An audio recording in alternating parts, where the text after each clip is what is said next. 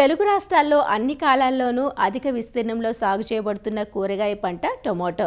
అంతేకాదు మార్కెట్ ధరల్లో ఎక్కువ హెచ్చుతగ్గులు ఉండే పంట కూడా ఇదే.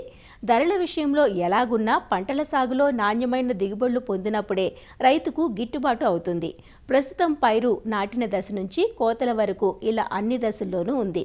కాయ తొలుచు పురుగుతో పాటు రసం పీల్చు పురుగులు, ఎండు తెగులు, ఆకుమాడు, నారుకుళ్ళు తెగుళ్లు సమస్యలుగా ఉంటాయి. కాబట్టి పైరును ఎప్పటికప్పుడు గమనించుకుంటూ నివారణ చర్యలు చేపట్టాలంటూ వివరాలు తెలియజేస్తున్నారు ఆచార్య ఎన్జీ రంగా వ్యవసాయ విశ్వవిద్యాలయం నైరా వ్యవసాయ కళాశాల విస్తరణ విభాగం అధ్యాపకులు డాక్టర్ డి చిన్నమనాయుడు. ఈ ఖరీఫ్ పంట కాలంలో కూడా రైతులు ఈ టమాటా పంటను ఎక్కడైతే నీటి వసతి ఉంటుందో ఇసుక గరప నేలల్లో సాగు చేస్తూ ఉంటారు. ప్రధానంగా ఏంటంటే ఖరీఫ్లో వేసేటప్పుడు పంట వేసేటప్పుడే ఈ బోధులు చేసి బోధుల మీద పంట వేసుకోవాల్సిన అవసరం ఉంటుంది. ఎందుకంటే వర్షాలు పడి నీరు నిలిస్తే కనుక ఈ బాక్టీరియా ఆకువడల తెగులు కానీ లేదా శిలీంధ్ర తెగుళ్ళు కానీ ఎక్కువగా ఆశిస్తూ ఉంటాయి. ఇవి ఆశించకుండా ఉండాలంటే చివరి దుక్కులోనే మనం బ్లీచింగ్ పౌడర్ ఏదైనా ఉంటే ఒక 6 కేజీలు ఒక ఎకరానికి చల్లి కనుక మనం దున్నుకొని మొక్కలు నాటుకుంటే కనుక చాలా వరకు ఈ బాక్టీరియా తెగులు తగ్గుతాయి. అదేవిధంగా ఈ ప్రధానంగా ఈ టమాటోలో వచ్చేటువంటి పురుగులు కనుక మనం చూస్తే, ఒకటి ఈ పూత దశకు దగ్గరగా ఉన్నప్పుడు మొక్క తొలి దశలోనే మనకి ఈ రసం పీల్చే పురుగులు వస్తూ ఉంటాయి. తెల్లదోమ ఒకటి, పచ్చదోమ, తామర పురుగులు. ఇవి ఆశించినప్పుడు ఏంటంటే మొక్కల నుంచి రసాన్ని పీల్చడం వల్ల ఈ మొక్కలు గిడసబారిపోవడం జరుగుతుంది. అది పూతకు రావడానికి కూడా ఆలస్యం అయిపోవడం అనేది జరుగుతుంటుంది. కాబట్టి వీటిని నివారణ కోసం మొదటి దశలోనే వేప కషాయం కనుక అందుబాటులో ఉంటే తయారు చేసుకున్నదైతే లీటర్ నీటికి 50 మిల్లీలీటర్ల చొప్పున కలిపి పిచికారీ చేసుకోవచ్చు.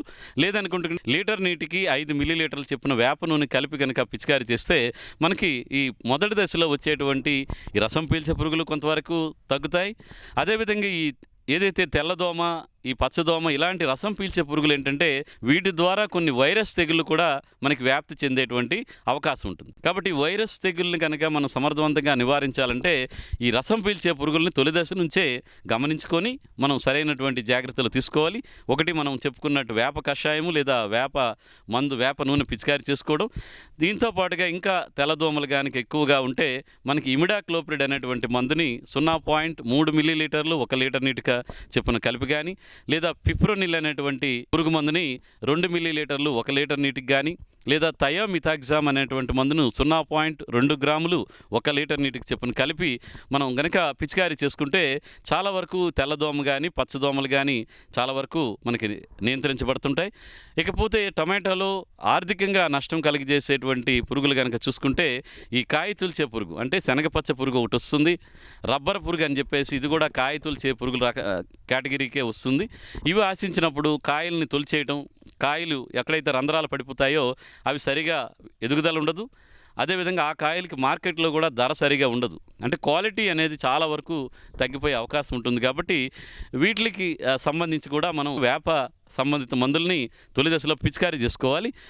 ఒకవేళ పురుగులు ఆశించి కాయలు రంధ్రాలు పడడం కనుక రైతులు కనుక గమనిస్తే దాంట్లో మనం ఏంటంటే ఒకటి ఫ్లూబెండమైడ్ అనేటువంటి మందు అయితే కనుక 0.25 మిల్లీలీటర్లు స్పైనోసాడ్ అనేటువంటి మందు దొరుకుతుంది. ఆ మందు అయితే కనుక 0.3 మిల్లీలీటర్లు 1 లీటర్ నీటికి చెప్పున కనుక మనం పిచికారీ చేసుకుంటే కాయ తిల్చే పురుగులు అనేవి సమర్థవంతంగా నివారించబడతాయి. అదేవిధంగా ఇందులో కానీ రైతు సోదరులు ఏంటంటే ఈ టమాటా పంటను వేసిన తర్వాత ఇవి భూమి మీద పాకే విధంగా వదిలేస్తుంటారు.